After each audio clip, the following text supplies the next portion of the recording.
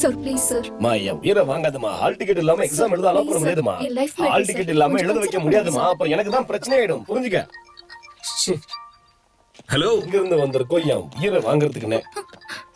கடவுளே.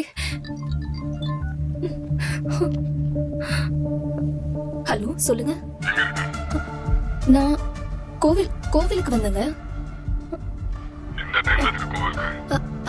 அது வேண்டுதல் இருக்குல்ல, அதான்.